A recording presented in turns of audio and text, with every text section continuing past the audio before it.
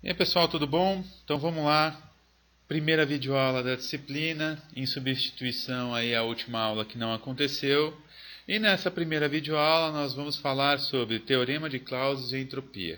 De fato, o que a gente vai fazer é introduzir o conceito de entropia por meio daquilo que chamamos de integral de Clausius. Tá ok?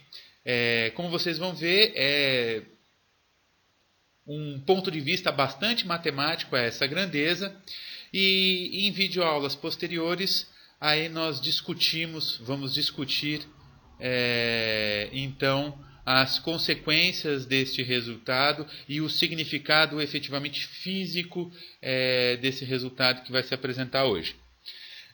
Mas bom, antes disso tudo, vamos fazer uma revisão daquilo que a gente discutiu na última aula, tá ok? Então vamos lá. Bom, e a última aula a gente começou falando, retomando um pouquinho a primeira lei da termodinâmica, mas no sentido de que esta não faz referência algum a um sentido natural de ocorrência de alguns fenômenos. Como assim? A gente sabe que a primeira lei da termodinâmica constitui uma lei a respeito de balanceamento energético de sistemas. Basicamente é isso aí, certo?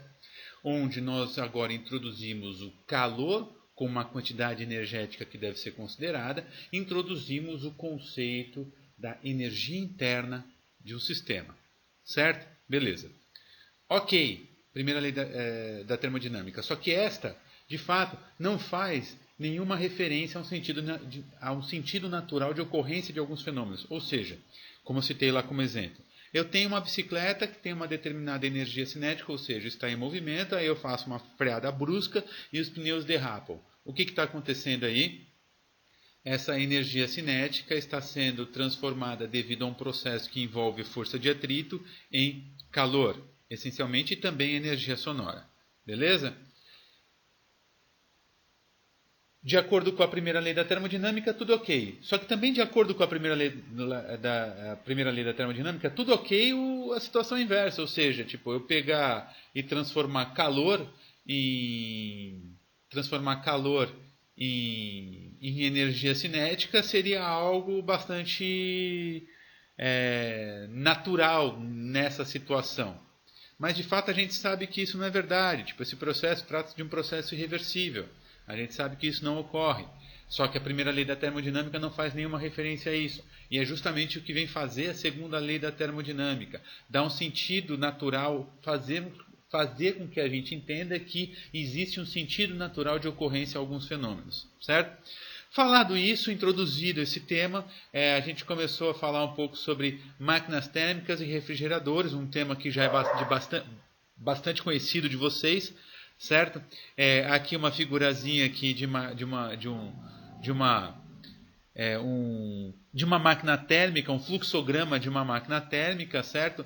E a expressão para eficiência aí, de uma máquina térmica, certo? Com base em máquinas térmicas e refrigeradores, nós enunciamos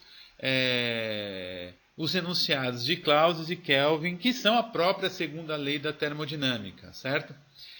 Onde, vamos retomar, o enunciado de Kelvin nos diz que uma máquina térmica não transforma toda a quantidade de calor fornecida em trabalho como único efeito, certo? Isso dentro de um ciclo, é claro, né?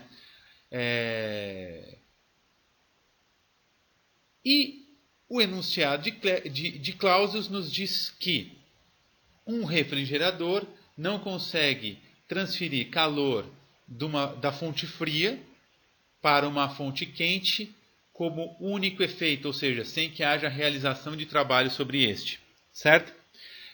A existência de a quebra de qualquer um desses enunciados me indicaria a existência de uma máquina térmica miraculosa, certo? Ou seja, um moto contínuo, uma máquina térmica, um moto contínuo. E a existência de um refrigerador que faz isso, que transfere uma quantidade de calor de um ambiente mais frio para um ambiente mais quente, a gente está chamando aí de refrigerador miraculoso. Ambos simplesmente não existem, a gente sabe muito bem disso, certo? E a gente discutiu diversos aspectos aí desses enunciados e o significado disso como a segunda lei da termodinâmica, certo? Feito isso, a gente discutiu um pouquinho a questão da equivalência desses dois enunciados. Trata-se de dois enunciados equivalentes. A gente mostra basicamente que a existência de uma máquina térmica miraculosa recai a existência de um refrigerador miraculoso e vice-versa. Falado isso, nós começamos a falar sobre o ciclo de Carnot e máquinas de Carnot, ou seja, uma máquina de Carnot, que é uma máquina que funciona com base no ciclo de Carnot, é uma máquina de maior eficiência possível, né? É uma máquina de maior eficiência possível, certo? A gente discutiu bastante o ciclo de Carnot. O ciclo de Carnot é um ciclo que constitui duas isotermas e duas adiabáticas. Discutimos também que o ciclo de Carnot, uma máquina térmica que funciona, uma máquina térmica, para ser o mais eficiente possível, os processos que envolvem o seu funcionamento devem ser todos reversíveis, né? Ou seja, eu não posso ter nenhum tipo de dissipação por atrito, porque isso a gente já sabe de antemão que trata-se de um processo irreversível, certo? Todos os processos devem ser reversíveis. E construímos com base nisso, imaginamos então uma máquina funcionando, uma máquina que funciona obviamente em ciclos, onde a cada parte desse ciclo ela funciona por meio de um processo reversível, e chegamos de que de fato uma máquina de Carnot, que é a máquina mais eficiente possível, deve funcionar como base em seu ciclo duas isotermas e duas adiabáticas, como está na figurinha aí do meio aí, certo? Falado isso, falamos um pouco sobre os teoremas de Carnot. E os teoremas de Carnot nos dizem o seguinte, vamos lá. Primeiro teorema: nenhuma máquina térmica que opere entre uma dada fonte quente e uma dada fonte fria pode ter rendimento superior ao de Carnot, certo? Isso é meio claro, porque se a gente está dizendo que uma máquina de Carnot ela funciona, o seu funcionamento todo baseado em processos reversíveis, o que eu estou dizendo basicamente é que a energia não se degrada, a energia não se dissipa. Então, nenhuma máquina térmica real vai ter uma eficiência melhor do que essa, porque a gente sabe que uma máquina térmica real tem dissipação, a energia dissipa, certo? Então, acho que isso já conclui essa primeira afirmação. E segundo teorema de Carnot, todas as máquinas de Carnot que operem entre duas fontes quentes terão o mesmo rendimento, certo? Beleza? Esses dois teoremas, há como provar cada um desses teoremas. A demonstração desses teoremas não é difícil. Aguardem que isso vai ser exercício em próximas aulas, tá ok?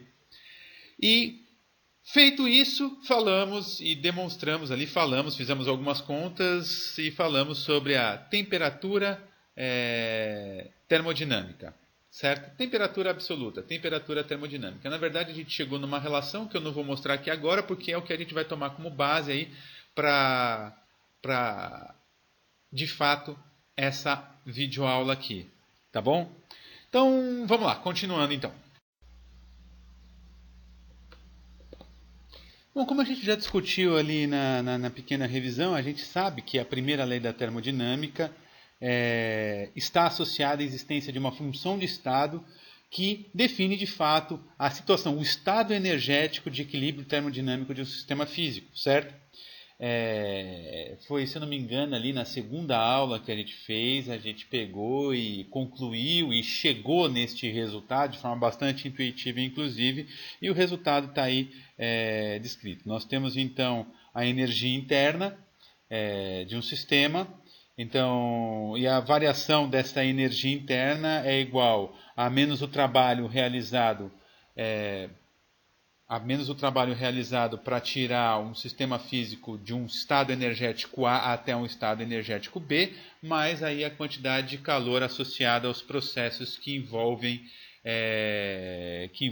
essa mudança de estado aí, certo? Então, basicamente, a primeira lei da termodinâmica está associada à existência daquilo que nós chamamos de energia interna, que é a quantidade física que caracteriza o estado energético de um sistema físico, certo? Da mesma forma, a segunda lei da termodinâmica, ela está associada a uma nova função de estado que nós conhecemos como entropia. Nós vamos, então, antes de introduzir efetivamente este conceito, nós vamos introduzi-lo fisicamente, nós vamos introduzi-lo matematicamente, tá ok? Como que a gente chega nessa ideia de entropia do ponto de vista de Clausius,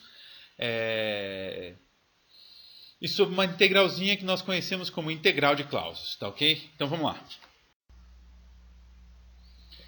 Carnot ali em seus teoremas, então vamos começar agora efetivamente a aula, tá?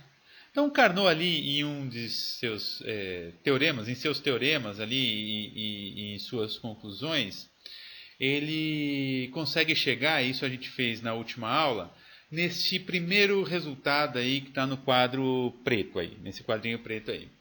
Ou seja, a razão entre a quantidade de calor dada uma máquina térmica de Carnot, tá ok? A razão da quantidade de calor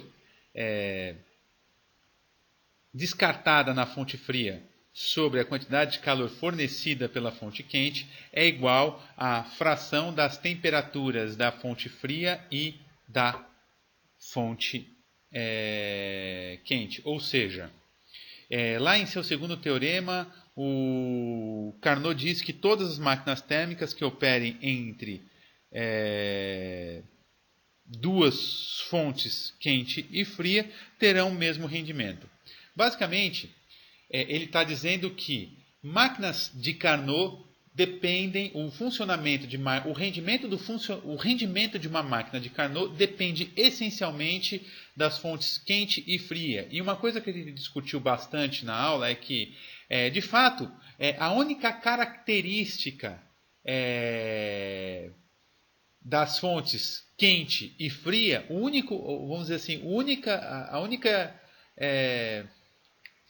a única grandeza física que caracteriza as fontes quente e fria são suas temperaturas. Então a gente pode traduzir esse teorema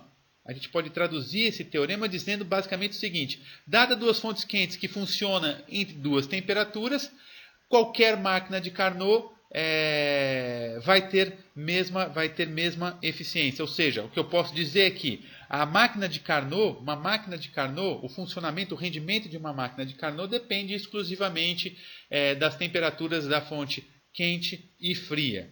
Tá ok? A gente chegou nesse resultado ali quando a gente fez umas continhas referentes à temperatura termodinâmica. A gente chegou nessa primeira fração aí, nessa primeira igualdade, certo? E claramente a gente pode pegar e depois da setinha aí e escrever essa outra equação, que é então a razão entre a quantidade de calor da fonte quente sobre a temperatura da fonte quente vai ser igual à razão da quantidade de calor dispersada ali na fonte fria dividido pela temperatura da fonte fria, certo? Por que eu estou resgatando esse resultado? Porque esse resultado vai acabar sendo importante aí no decorrer aí dos processos das contas que eu vou mostrar para vocês, tá ok? Aqui esse quadro de baixo aqui, como vocês podem perceber ali na primeira igualdade, o que eu faço eu retiro esse módulo, certo? A gente sabe que, dado esse Q2, que é a quantidade de calor dispersada na fonte fria, a quantidade de calor aí dispersada aí descartada na fonte fria, ele é negativo. Então, para que se mantenha de fato a igualdade, já que eu estou tirando esse módulo, eu vou colocar um sinalzinho de menos para que essa igualdade de fato se mantenha, certo? Então eu fiz isso aí nessa primeira igualdade. Na igualdade de baixo aqui eu passo esse Q2 sobre T2 para o outro lado da igualdade, e a gente chega então nesse pequeno somatório, Q1 sobre T1 mais Q2 sobre T2 igual a zero. E isso, claro, se a máquina funciona, se essa máquina térmica funciona, for uma máquina de Carnot, ou seja, uma máquina de máxima eficiência possível, certo? Beleza? E não sei se vocês lembram, para a gente pegar e falar a respeito de temperatura termodinâmica, a gente foi acoplando máquinas de Carnot, a gente acoplou acho que 2 ou 3 máquinas de Carnot uma embaixo da outra, né? De fato, se a gente pega agora e faz isso, ou seja, a gente vai acoplando várias máquinas de Carnot uma embaixo da outra aqui, a gente pode escrever esse somatório aí que está à direita. Então, um somatório de I indo de 1 a N, sendo N a quantidade de máquinas de Carnot acopladas aí, o somatório de QI sobre TI disso tudo aí deve ser também igual a zero. Esses resultados aí, eu só estou escrevendo nesse momento, só estou resgatando, eu estou escrevendo esses resultados porque eles vão ser resultados importantes aí a posteriori, como vocês vão ver. Beleza? Vamos lá. Bom, pessoal, eu vou começar dizendo aqui para vocês o seguinte, que, vamos lá, qualquer processo reversível que leve um sistema de um estado termodinâmico inicial I até um estado termodinâmico final F pode ser descrito em termos de 2 adiabáticas e uma isoterma, como mostra a figura de baixo. Então, observem essa figura. Vocês conseguem observar um estado termodinâmico I e um estado termodinâmico F, e eu estou dizendo para vocês que este processo que leva o meu estado termodinâmico de I a F é reversível. Como vocês podem observar, o que eu estou fazendo aí? O que essa figura nos mostra? Que eu posso, sendo este processo um processo reversível, e isso a gente já sabe que ele independe da trajetória, né? O que me importa são os estados final e inicial. Eu posso então descrevê-lo por meio de 2 adiabáticas, como vocês podem ver que são as linhas tracejadas aí, certo? Então, a primeira adiabática ali leva o meu estado energético de I até um estado A, certo? Beleza? E lembrando que, em sendo então uma adiabática, não vai haver trocas de calor no decorrer deste processo, certo? Beleza. Na sequência, eu tenho uma isoterma, eu represento aqui uma isoterma que leva o meu sistema físico do estado A até o estado B. Lembrando que uma isoterma, quando eu estou falando de uma isoterma, eu estou falando de um processo que ocorre a temperatura constante e, sim, ocorre trocas de calor no decorrer deste processo, certo? Beleza. E por fim, por mais uma adiabática, eu finalizo esse processo levando o meu estado físico aqui do meu sistema de um estado em B para o estado final F por meio de uma adiabática onde não ocorrem então trocas de calor. Beleza? Eu posso fazer isso. E eu posso fazer isso contanto que o trabalho realizado para eu sair de I e ir até F, tomada a linha C, tem que ser igual ao trabalho realizado para eu sair de I, ir até A, ir até B, depois ir até F. Tá ok? Isso só é verdade se o trabalho realizado for o mesmo. Beleza? Então eu consigo construir, veja só, eu consigo, dado um processo reversível, eu consigo tomar determinadas adiabáticas e determinada isoterma tal que essa igualdade seja verdadeira. Tá ok? Claramente que se, então, o trabalho para eu sair de I e ir até F por C é igual ao trabalho de eu sair de I e ir até F passando por A e B, então, obviamente que a quantidade de calor trocada no decorrer do processo pela linha C tem que ser igual à quantidade de calor, trocada para eu sair do estado A e ir para o estado B. Ué, como assim? Aí vocês podem perguntar, mas como assim? Bom, pessoal, vamos lembrar aqui, como eu citei ali no começo, certo? Para eu sair de I e ir até A pela adiabática, pela primeira adiabática, eu não troco calor. E para sair de B e ir até F pela segunda adiabática, eu também não troco calor. Ou seja, eu só troco calor para sair de A e ir até B. Certo? É o único momento que há troca de calor aí. Ou seja, então o que eu estou dizendo? Que a quantidade de calor trocada no decorrer deste processo, para ir de I até F, tomada a linha C da figura ali, tem que ser igual à quantidade de calor para eu sair do estado, a quantidade de calor trocada para eu sair do estado A e ir até o estado B. E sempre lembrando que isso é sempre verdade e, obviamente, que a variação da energia interna para eu sair de I e ir até F pela linha C tem que ser igual e vai ser igual à variação da energia interna para eu sair de I e ir até F passando por A e B. Tá ok? Então, vamos marcar essa ideia. Isso é sempre verdade, contanto que o trabalho realizado aí, contanto que seja válida essa primeira igualdade no quadro rosa aí. Tá ok? E vamos dar continuidade. Vamos lá. Tá, e por que a gente está fazendo aquele balaio do gato muito doido ali? Simplesmente para dizer para vocês o seguinte, que dado um ciclo reversível, fechado, C, como mostra essa figura, ok? Eu posso descrever completamente este ciclo por adiabáticas e isotérmicas, como mostra essa figura, essa excelente figura a propósito, né? Como vocês podem ver, como mostra essa figurinha aí, tá ok? Nós temos então esse ciclo C fechado, certo? E em tracejado nós temos várias isotermas e em linhas contínuas várias adiabáticas, certo? E como a gente pode observar aqui, ó, eu representei aqui, ó, um estado I inicial na figura e um estado F final. Onde, então, meu estado I inicial, para sair do estado I inicial e chegar ao estado F final, eu posso simplesmente passar pela linha C, referente ao ciclo, ou eu posso passar pela adiabática, posso passar por uma das adiabáticas, depois tomar uma isoterma e chegar até o estado F pegando o trajeto de mais uma adiabática, certo?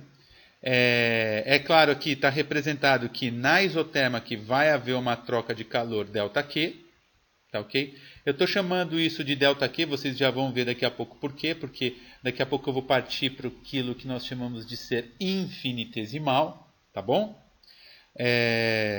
Então, há uma troca de calor no decorrer desse processo, e claro que isso só vai ser verdade, como a gente viu já no slide anterior, contanto que o trabalho para sair de I e chegar até F seja igual, tanto se eu tome o caminho C, como eu tome esse caminho entre as adiabáticas e a isoterma aí, certo? Ou seja, então eu posso descrever todo um ciclo fechado por meio de adiabáticas e isotermas. Beleza? Então tá, vamos lá. E para que eu quero subdividir todo o meu ciclo C em pequenas adiabáticas e isotermas? Para que eu quero fazer isso? Bom, como vocês vão ver, e eu vou explicar aqui para vocês, para subdividir todo o meu ciclo reversível fechado em pequenas máquinas de Carnot, em pequenos ciclos de Carnot. Vamos lá. Vamos pegar então essa pequena parcela que está representada aí, eu repeti a figura. Vamos pegar essa pequena parcela aí que vai de I até F. certo? Eu subdividi isso então em duas adiabáticas e essa pequena isoterma aí. O que a gente vai supor? Que acoplado a essa pequena parcela aí, existe uma máquina de Carnot auxiliar S', que tem um reservatório quente que funciona a uma temperatura T0, que fornece para S', para a máquina térmica S', uma quantidade de calor ΔQ', como está mostrando aí na equação, e essa quantidade de calor ΔQ que está sendo representada aí nessa pequena parcela vai ser então a quantidade de calor descartada pela máquina térmica auxiliar S'. Tá ok? Beleza? Então percebe que a gente construiu uma pequena máquina de Carnot aí. A gente construiu uma pequena máquina de Carnot. Uma máquina de Carnot que logo eu vou chegar ao limite infinitesimal aí, né? Então a gente construiu uma pequena máquina de Carnot. Quer dizer, a gente tomou uma pequena máquina de Carnot auxiliar S', acoplou aí ao sistema. Quando a gente faz isso, retomando aquele resultado que a gente escreveu no começo aí da videoaula, a gente pode escrever então que ΔQ' sobre T0, onde ΔQ' é a quantidade de calor fornecida pela fonte quente à máquina térmica auxiliar S', dividido então por T0, que é a temperatura da fonte quente, tá ok? Mais a quantidade de calor descartada ΔQ, que está representada nessa pequena parcela aí, dividido pela temperatura dessa isoterma, deve ser igual a zero. Isso a gente já demonstrou anteriormente, certo? E como a gente subdividiu, como nós subdividimos o nosso ciclo C em várias adiabáticas, em várias isotermas, nós vamos tomar o mesmo processo para cada parcela, para cada pequena parcela aí, ou seja, nós vamos acoplar esta máquina de Carnot auxiliar em cada uma dessas parcelas. Isso me permite escrever essa equação de baixo aí, Q', que seria então a quantidade de calor total fornecida por essa máquina térmica auxiliar, dividido pela temperatura da fonte quente, ao qual ela funciona, mais a somatória de todas as parcelas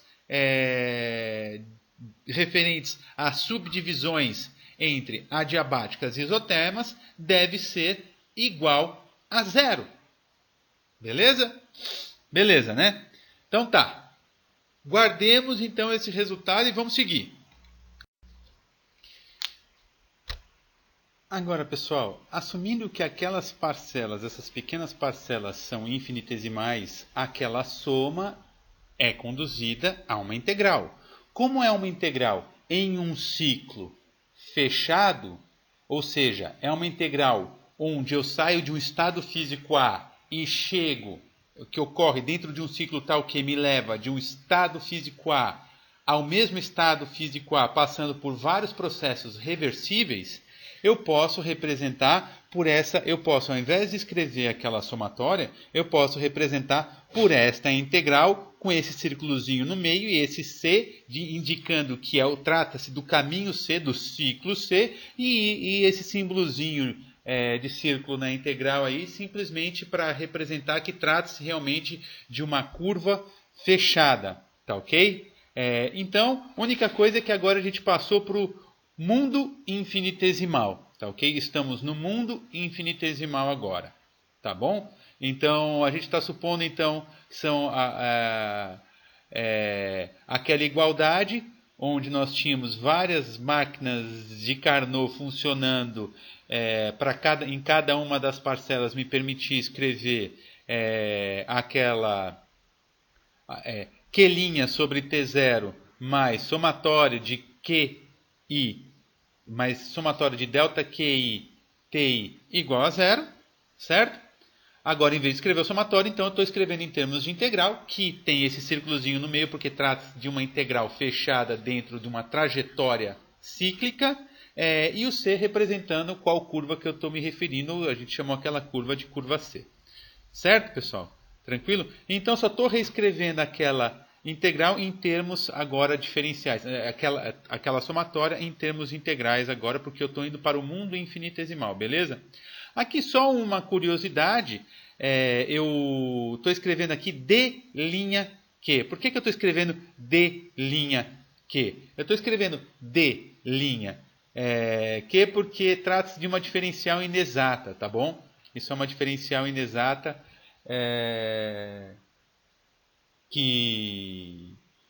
porque a quantidade de calor, quando a gente está falando em quantidade de calor, nós já estamos falando, já está intrínseco o fato de tratar-se de variação, é uma quantidade, é uma variação por si.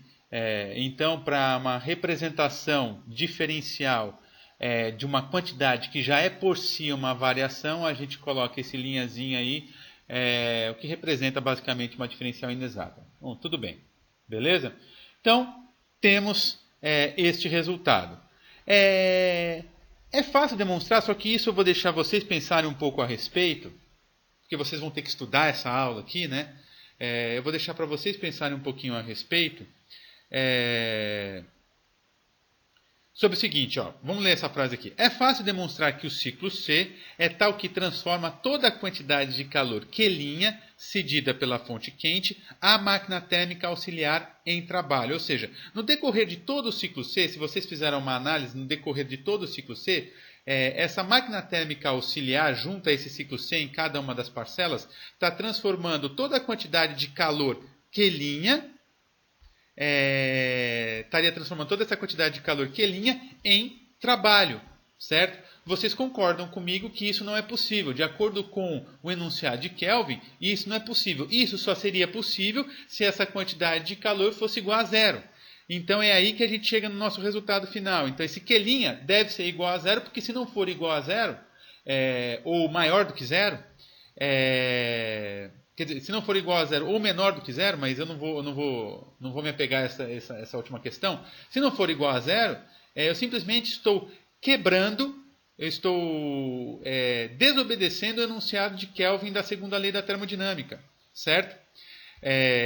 Então, de fato, isso só é fato, isso só é verdade, isso aqui. Esse resultado de cima aqui, essa somatória aqui de cima aqui, esse primeiro resultado de cima só é verdade se Q' for igual a zero. E isso vocês podem fazer a análise. Vocês podem pensar um pouco a respeito disso e a gente discutir aí na próxima aula, certo? Então, o que a gente tem como resultado? Temos como resultado o seguinte, que a integral dentro de um caminho fechado de d' Q sobre T, num círculo fechado reversível, é igual a zero. Ok? Beleza? Esse resultado por si, ele já me é um indicativo de uma grandeza que se conserva. E deve haver aí, quando eu tenho uma integral cíclica, integral fechada cíclica, igual a zero, isso já é um indício de que deve haver, então, existe então, está associada a esse resultado, uma grandeza que se conserva no decorrer desse caminho. Lembrando que trata-se de uma trajetória onde os processos são todos reversíveis. Beleza? Então, guardemos esse resultado aí, vamos continuar.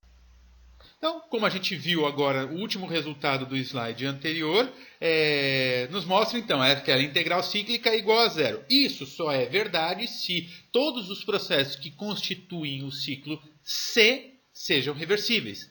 Caso hajam processos irreversíveis no decorrer do ciclo, então existe degradação de energia, há então perda de energia devido à dissipação de calor, portanto, eu posso afirmar para vocês que esta integral passa a ser, então, menor do que zero. Tá ok? Então, caso hajam processos irreversíveis, aquela integral é menor do que zero. Então, a forma mais geral de se escrever esse resultado, para contemplar tanto processos, um ciclo C, pelo qual existem somente processos reversíveis, e um ciclo C onde também existam processos irreversíveis no decorrer do ciclo, ok?